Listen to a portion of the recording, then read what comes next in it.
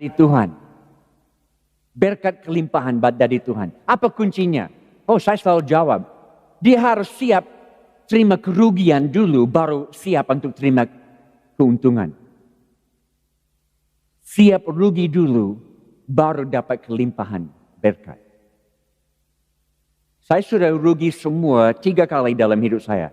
Kehilangan semuanya. Kehilangan semua pelayanan, semua nama baik, semua aset diambil orang lain. 3 kali saya kehilangan semua. Dan mulai dari nol. Setiap Januari masuk tahun baru, Tuhan selalu tanya, apakah Jim siap kehilangan semuanya sekali lagi? Dan saya harus jawab, ya Tuhan, saya siap. Karena kasih karunia Tuhan cukup bagi saya.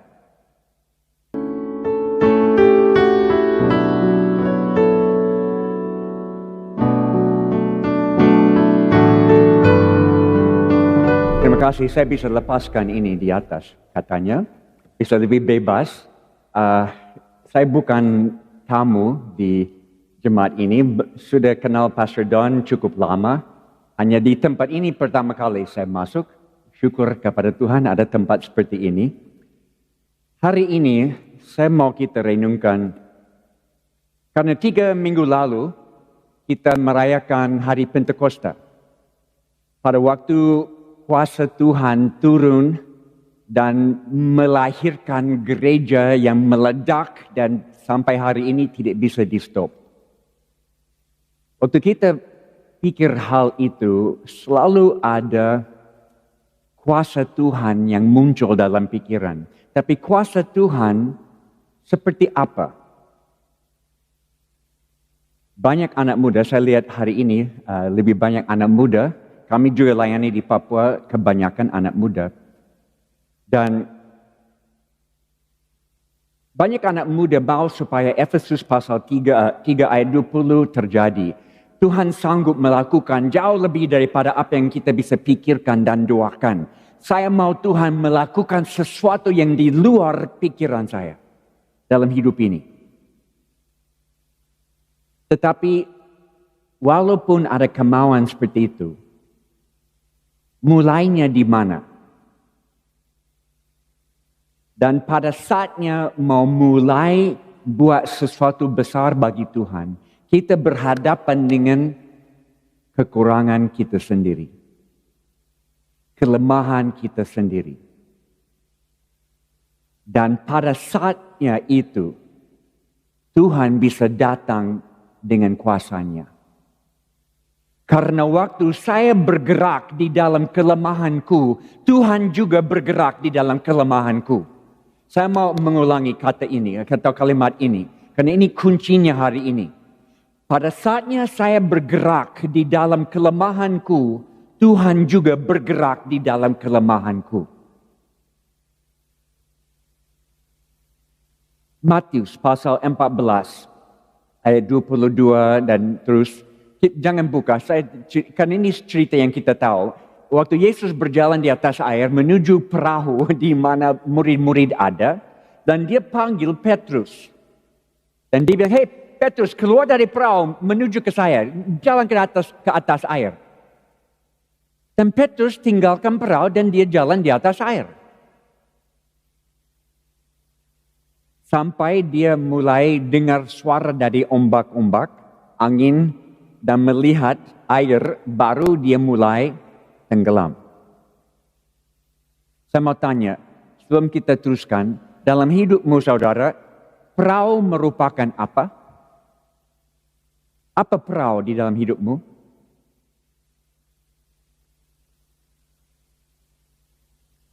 Daerah nyaman. Yang kita tahu bisa berfungsi di dalam kondisi seperti ini. Situasi seperti ini, saya bisa hidup efektif. Saya bisa hidup berkemenangan dan saya bisa efektif dalam pelayanan kepada orang lain. Ya, saya tahu itu perahu. Daerah nyaman. Air seperti apa dalam hidupmu? Apa air? Air merupakan apa? Situasi, tantangan yang sehari-hari kita menghadapi. Dan banyak dalam pandemi COVID ini yang kita hadapi. Bali mungkin dapat 10 kali lipat tantangan daripada daerah lain. Selama kita siap keluar dari daerah nyaman, berjalan di tengah-tengah tantangan tapi tidak melihat tantangan tapi melihat Tuhan Yesus, bisa jalan di atas air. Sesuatu yang luar biasa bisa jadi. Tapi pada saatnya kita terfokus kepada tantangan-tantangan, air itu mulai tenggelam. Kita perlu suatu generasi yang mau bangkit dan melebihi batas-batas dari kemampuan mereka masa lalu. Melewati batas dari generasi sebelumnya. Saudara tahu, karena kami banyak melayani anak muda, kami punya gereja anak muda. Dan setiap generasi diwariskan sesuatu dari generasi sebelumnya. Dan mereka terima dan mereka menjalankan, meneruskan, memantapkan. Tapi jarang mereka ciptakan sesuatu yang baru. Biasanya menerima dan meneruskan dan bikin lebih mantap. Kita perlu generasi sekarang dalam pandemi COVID ini yang mau keluar dari batas-batas warisan dari generasi sebelumnya. Atau dalam kata lain, biasanya dalam bahasa Inggris kita pakai istilah think outside the box. Pikir di luar kotak. Saya tidak setuju. Think without the box. Pikir tanpa kotak. Bukan di luar kotak. Tidak ada kotak sama sekali. Pandemi COVID sudah mengambil kotak. Tidak ada batas-batas lagi. Kita bebas untuk pikir secara gila. Di sini tahu istilah gila? Ini terlalu sopan pagi ini. Gila, G-I-L-A. Generasi ingin lawatan Allah. Itu yang kita perlu sekarang. Suatu generasi yang mau mimpi gila, kreatif di luar kotak yang tidak ada sebetulnya. Ini saya pakai istilah sekarang. Saya tidak dengar, saya ciptakan. Generasi TAP, T-A-P. Generasi transformasi akhir pandemi. Generasi transformasi akhir pandemi. Generasi TAP. Itu yang kita perlu. Transformasi segalanya. Tidak ada kotak lagi. Okay, transformasi pujian penyembahan. Dan jangan tersinggung. Karena transformasi pujian penyembahan sekarang, pujian penyembahan tidak ada hubungan dengan musik yang mantap, lighting yang bagus, dan gedung yang luar biasa. Tapi transformasi pujian penyembahan berarti saya memuji Tuhan di pasar waktu beli ikan di pasar. Saya memuji Tuhan waktu jalan di pantai. Saya memuji Tuhan waktu baru bangun ada di mandi air dingin memuji Tuhan. Dimanapun, kapanpun saya punya hubungan memuji Tuhan. Transformasi pujian penyembahan yang tidak dikotakkan lagi dalam satu acara. Saya pikir Bali akan penuh pujian dari Tuhan. Dan akan sangat lain dari yang lama. Oke, pujian transformasi doa. Di mana doa tidak lagi daftar belanja yang kita bawa kepada Tuhan dan minta berkat. Tapi doa menjadi sesuatu yang terfokus kepada penuaian akhir zaman. Bagaimana kami bisa menjalankan rencana Tuhan dalam hidup ini yang sangat terbatas. Kita tidak tahu berapa hari lagi. Dan doa untuk penuaian, bukan untuk kesenangan kami lagi. Doa untuk mereka yang belum percaya, doa bersama mereka yang tidak percaya. Saudara, satu hal yang kami buat dalam 1,5 tahun pandemi ini di Indonesia, beberapa kota, kami kumpul dan berdoa untuk kota. Bukan Kristen, Muslim, Hindu, Buddha. Semua berkumpul di tempat dan jaga jarak 1 meter. Dan menaikkan doa untuk berkat ilahi di atas kota. Karena semua orang mau berkat Tuhan. Mereka semua sadar kita perlu campur tangan Tuhan sekarang. transformasi doa yang tidak terbatas dengan tempat dan jamnya. Transformasi komunitas. Bukan gereja rumah lagi. Banyak di OGM COVID tidak ganggu kami karena kami jangan gereja rumah. Tidak. Ini melebihi istilah dan pikiran gereja rumah.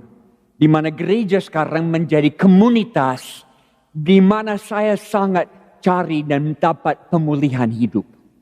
Bersama dengan beberapa orang lain yang ada dalam satu perahu dayung sama-sama dengan saya. Di Papua kami pakai istilah itu. Gereja adalah satu perahu. Kami ada di satu perahu dayung sama-sama. Jadi gereja bukan organisasi keanggotaan, tapi komunitas bisa 2, 3, 4 orang di mana kita betul-betul dapat pemulihan hidup. Dan COVID menunjukkan keperluan ini. Jadi semua ini saya mau kita hanya baca 3 ayat, 3-4 ayat. Karena why is this important? Kenapa ini penting? Pastor Don saya, generasi kami, waktu kami muda, mungkin di seluruh dunia waktu itu, 80% penduduk terbuka dengan agama, terpengaruh dengan agama. Sekarang, generasimu 15%. Dan dalam COVID, karena banyak aktivitas dan formalitas agama tidak bisa jalankan, banyak jenuh dengan agama, tetapi keperluan rohani sangat tinggi. Pergumulan rohani sangat-sangat tinggi sekarang. Ini sebabnya kita perlu generasi yang mau bangkit sekarang dan tidak bisa tunggu. Tidak ada waktu untuk tunggu. Saya mau baca 3-4 ayat dari 2 Korintus pasal 12. Ayat 7-10. Ayat yang terkenal. Paulus berkata demikian. Dan supaya aku jangan meninggikan diri karena pernyataan-pernyataan yang luar biasa itu, maka aku diberi suatu duri di dalam dagingku, yaitu seorang utusan iblis untuk menggocoh aku, supaya aku jangan meninggikan diri. Tentang hal itu aku sudah 3 kali berseru kepada Tuhan, supaya utusan iblis itu mundur daripadaku. Tetapi jawab Tuhan kepadaku, cukuplah kasih karuniaku bagimu, sebab justru dalam kelemahanlah kuasa Tuhan, kuasaku menjadi sempurna. Sebab itu terlebih suka aku bermegah atas kelemahanku, supaya kuasa Kristus turun menaungi aku. Karena itu aku akan senang dan rela di dalam kelemahan, di dalam siksaan, di dalam kesukaran, di dalam penganiayaan, di dalam kesesakan, di dalam pandemi COVID. Terima kasih Tuhan karena Kristus. Sebab jika aku lemah, maka aku kuat. Terima kasih atas COVID. Kita akan lihat hal ini. Tapi ayat-ayat ini ditulis Paulus. Sebetulnya ayat-ayat sebelumnya, ayat 1-6, ini seperti lamaran kerja. Dia sudah tulis semua kredit yang dia punya dalam hidupnya. Oh, saya mengalami hal-hal yang orang lain tidak alami. Saya melihat hal-hal yang orang lain tidak lihat. Saya punya hubungan dengan Tuhan yang lebih dalam daripada orang lain. Tapi saudara tahu, lebih banyak berkat, lebih banyak cenderung manusia tinggi hati, sombong. Kadang-kadang hidup kita yang kita nikmati, ada pada saatnya kita tidak punya apa-apa. Dalam pandemi COVID ini, banyak keluarga, suami istri hubungan retak, banyak counseling keluarga. Saya tidak tahu dengan counseling suami istri meningkat sekarang. Dan satu pertanyaan saya selalu tanya suami istri yang datang untuk counseling. Dalam pernikahanmu, kapankah waktu paling indah? Dan tahu, banyak masih single di sini, nanti akan alami. 95% jawab, oh tahun-tahun pertama yang paling indah. Waktu kami tidak punya apa-apa, tapi kami punya teman hidup dan punya Tuhan, cukuplah. Karena waktu kita tidak punya apa-apa, kita tahu Tuhan penting. Kita tidak tahu apa yang kita perlu. Mungkin dalam pelayanan, perlu kendaraan, perlu fasilitas, perlu alat-alat musik canggih, perlu gedung bagus, perlu ini. Sebetulnya mungkin tidak perlu. Atau pribadi, saya rasa perlu ini. Di Papua banyak anak muda bilang, Jim, saya tidak bisa maju karena saya lahir di pedalaman. Kalau saya lahir di kota, saya dapat banyak kesempatan seperti anak lain, saya bisa maju. Tidak. Kamu lahir di mana Tuhan tentukan bagimu. Tidak salah. Satu kali saya di pedalaman di daerah Membramo, ada dengan satu suku di kampung, posisinya di samping sungai. Saya duduk dengan mereka, saya tanya, apa yang kalian perlu di sini? Keperluan apa? Jawaban mengejutkan. Mereka bilang, Jim, kami perlu ikan di dalam kaleng. Ikan di dalam kaleng? Ada sungai, banyak ikan. Ikan kaleng, kenapa? Karena pernah ada pedagang-pedagang lewat cari kulit buaya. Dan waktu mereka dapat kulit buaya, mereka bayar dengan kaleng-kaleng ikan.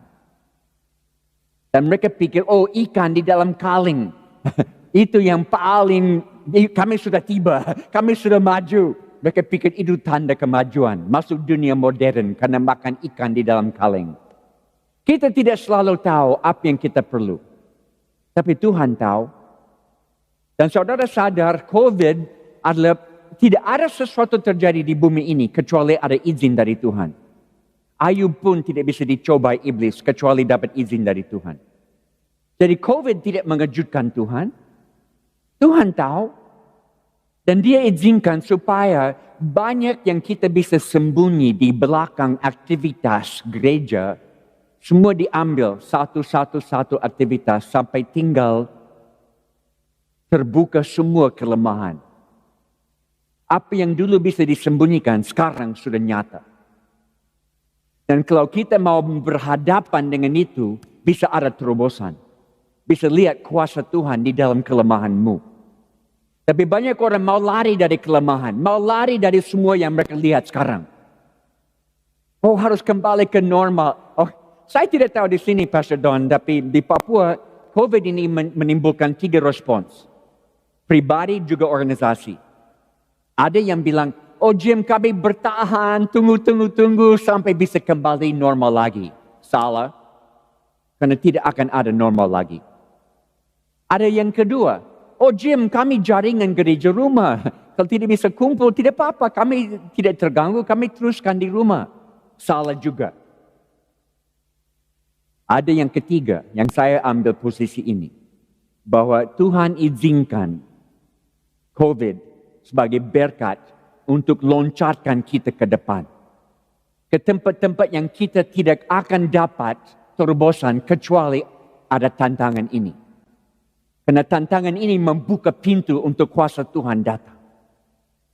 There are things happening we will never experience God's intervention except now. Dan saya paling takut. COVID akan selesai dan kita belum belajar semua yang Tuhan mau ajar kita. Kesempatan sudah lewat. Saya tidak mau lewat kesempatan belajar semua yang Tuhan mau. Karena tangkap ini. Kita nyanyi, Yesus adalah segala-galanya yang saya perlu. Sebetulnya kita tidak sadar dia segala-galanya sampai semua diambil satu-satu sampai kosong. Dan hanya dia yang kita punya. Baru kita tahu dia segala-galanya. Dan apa saja yang terjadi dalam hidup ini yang buat saya lari kepada Tuhan, itu baik. Apa saja yang terjadi yang buat saya berseru, Tuhan tolong, itu baik dalam hidup saya. Dan saya bukan orang yang ekstremis, mau panik semua karena COVID, tidak. Saya sudah kehilangan beberapa teman paling dekat di Papua mati dari COVID. Saya sudah capek dengan pemakaman dengan protokol COVID. Saya tidak mau buat satu kali lagi. Tapi saya percaya lewat semua Tuhan masih berdaulat. Tuhan masih memerintah. Punya tujuan. Apakah kami ikut tujuan Dia? Ada kedua, ayat 9. Kelemahan kita adalah guru yang mengajar kita tentang kasih karunia. Kita dibawa keluar dari nyaman lewat kelemahan yang kita lihat sekarang. Dan baru di situ kita melihat bahwa Tuhan hadir dan bergerak di dalam kelemahan ini. Banyak orang punya profil di Facebook. Saya tidak ada Facebook. Saya takut ada Facebook dan mereka tulis, oh ini Jim Yos, dia begini. Dan saya mulai percaya semua yang mereka tulis. Jangan percaya Facebookmu.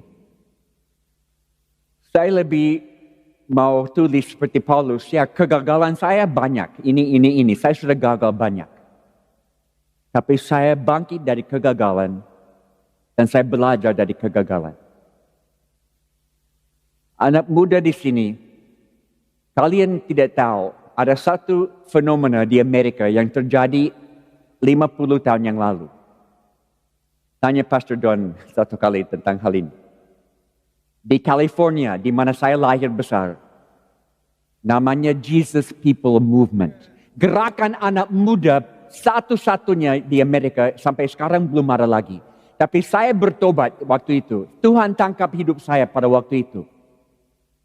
Kami semua rambut panjang gila narkoba. Dan Tuhan tangkap dari pantai, dari jalan, ribuan. Kami ada di dalam satu tenda memuji Tuhan di Los Angeles.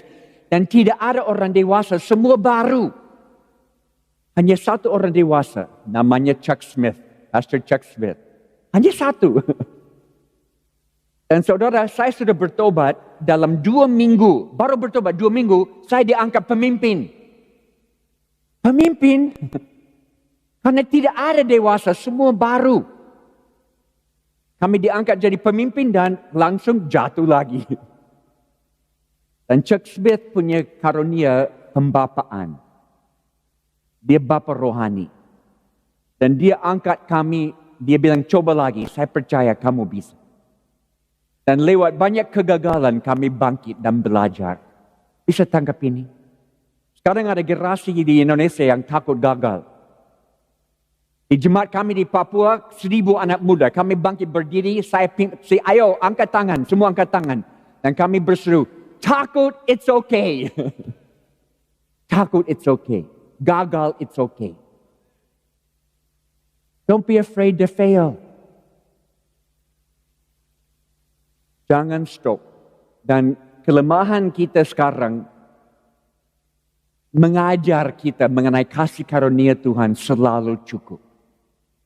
Jadi saudara, ada 2 prinsip bekerja di sini. Kita bersiap-siap sungguh-sungguh, seolah-olah semua bergantung pada kami. Dan kita bergerak seolah-olah semua bergantung kepada Tuhan. Jadi dua-dua, kita buat bagian kita, Tuhan buat bagian dia, dan kita lihat sesuatu terjadi. Perlu kasih karunia untuk keselamatan, perlu kasih karunia setiap langkah dalam hidup ini sampai hari terakhir bertemu dengan Tuhan Yesus muka dengan muka nanti di surga.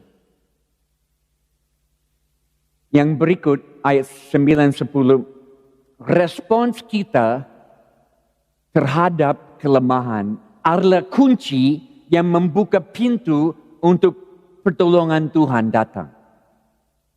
Wow, respons kita terhadap kondisi ini, kelemahan yang kita lihat, itu kuncinya. Saudara, ada banyak orang tanya, Jim, apa kuncinya orang bisa terima kelimpahan dari Tuhan? Berkat kelimpahan dari Tuhan. Apa kuncinya? Oh, saya selalu jawab. Dia harus siap terima kerugian dulu, baru siap untuk terima keuntungan. Siap rugi dulu, baru dapat kelimpahan berkat. Saya sudah rugi semua 3 kali dalam hidup saya. Kehilangan semuanya. Kehilangan semua pelayanan, semua nama baik, semua aset diambil orang lain. 3 kali saya kehilangan semua. Dan mulai dari nol. Setiap Januari masuk tahun baru, Tuhan selalu tanya, apakah Jim siap kehilangan semuanya sekali lagi? Dan saya harus jawab, ya Tuhan, saya siap. Karena kasih karunia Tuhan cukup bagi saya. Kuasa Tuhan menaungi siapa? Orang yang super rohani? Tidak. Orang yang jago-jagoan dalam pelayanan? Tidak. Orang yang berespons terhadap proses Tuhan dengan benar. Ya Tuhan, semua yang kau buat dalam hidup saya baik bagi saya. Itu orang yang kuasa Tuhan menaungi dia. Yesus satu kali dia bilang, di Markus 10 ada orang datangi dia dan mau tanya dia sesuatu. Dan dia mulai dengan istilah, oh guru yang baik.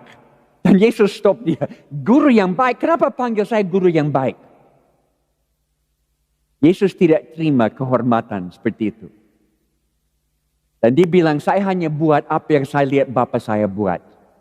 Saya hanya bicara apa yang saya dengar Bapa saya bicara. Karena Galatia 2 ayat 20, saya sudah mati dan hidup. Sekarang saya hidup di Kristus. Saya sudah mati bersama Kristus, sekarang saya hidup di dalam Dia. Ini, kalau saya sudah mati, COVID tidak akan menakutkan.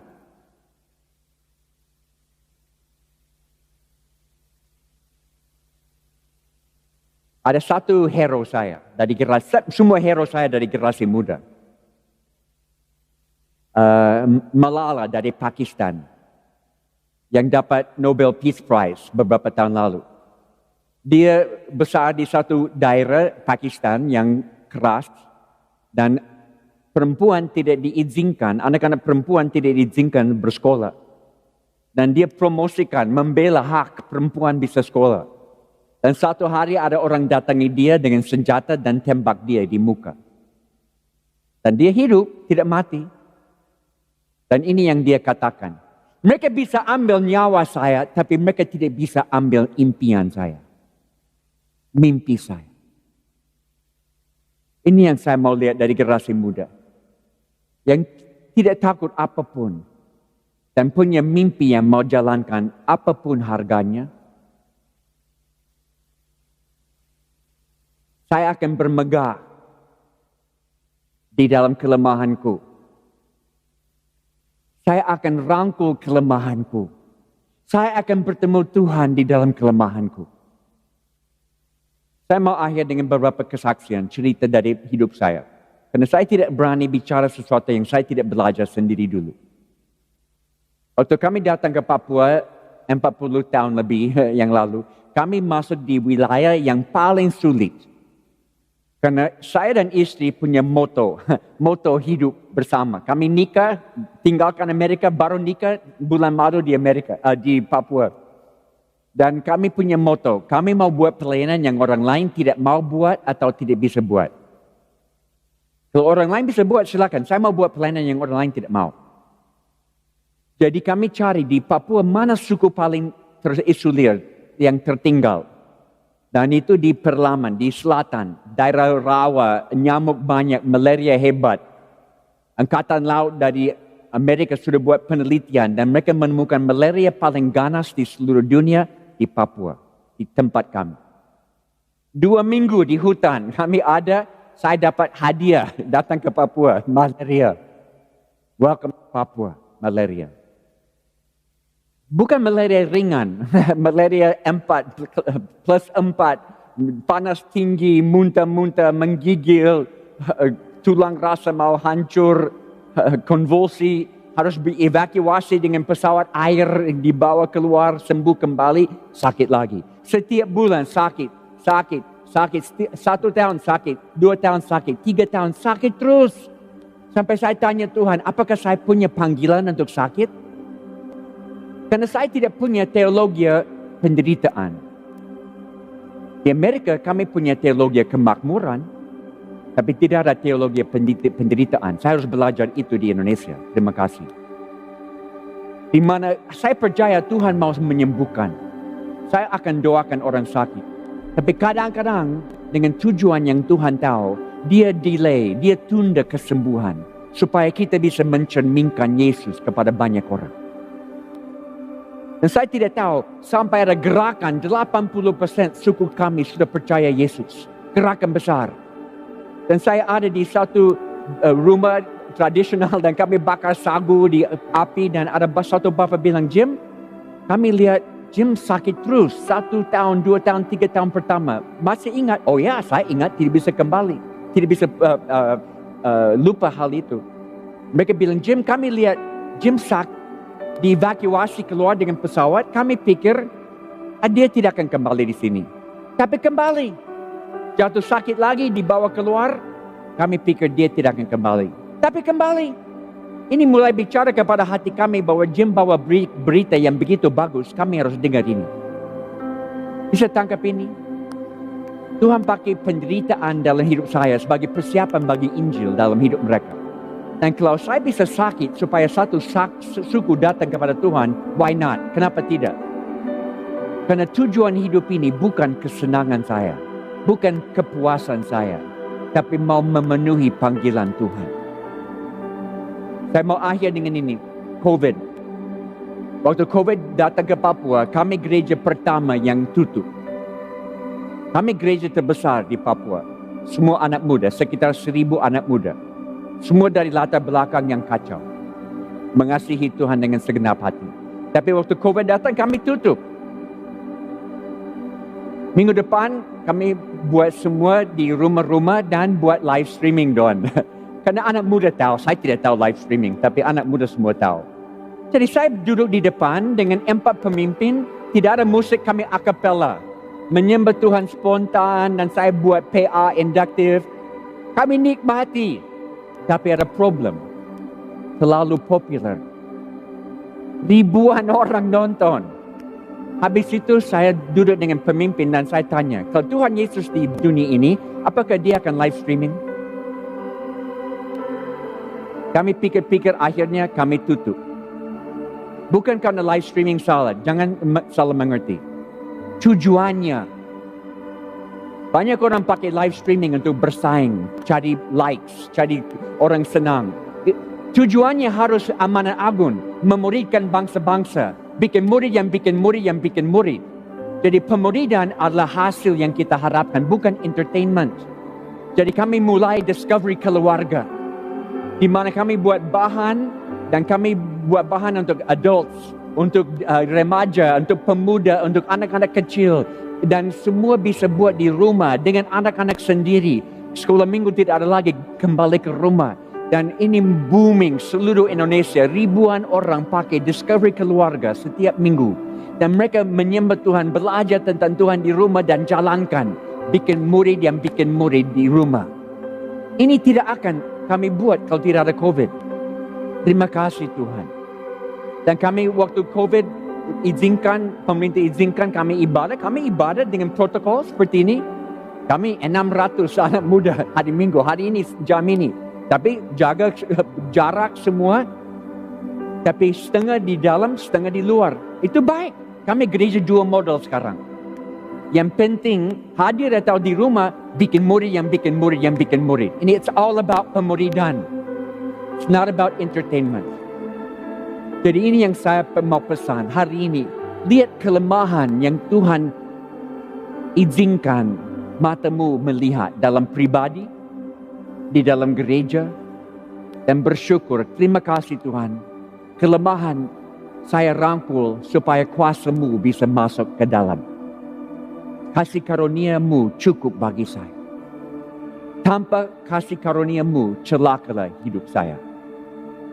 Mari kita berdoa dan saya akan serahkan kepada Pastor Jessica. Tuhan, terima kasih karena apa yang Kau sudah lahirkan di jemaat ini. Dan saya minta Tuhan, loncatkan mereka ke depan. Buat sesuatu di luar dugaan mereka. lewat COVID, lewat ekonomi, lewat apapun yang kau mau pakai, kami beri izin Tuhan buat kehendak-Mu di bumi ini dengan cara yang kau pilih dan tidak harus minta izin dari kami. Kami mengerti atau tidak mengerti, yang penting Tuhan yang pimpin. Tuhan tetap berdaulat. Dan bawa kami di tengah-tengah kehendak-Mu, di mana kami menemukan kuasa-Mu. Kelemahan kami bukakan. Kami tidak punya apa-apa. Kami bangkrut di depan-Mu Tuhan. Secara fisik, secara emosional, secara rohani kami bangkrut. Dan kami perlu Engkau. Penuhilah kami. Supaya kami bisa mencerminkan Yesus minggu ini kepada semua orang yang kami ketemu. Dalam nama Yesus kami kunci kebenaran ini. Benih-benih di dalam tanah yang baik akan menghasilkan buah yang baik. Dan tidak ada satu kuasa pun yang bisa rampas benih ini.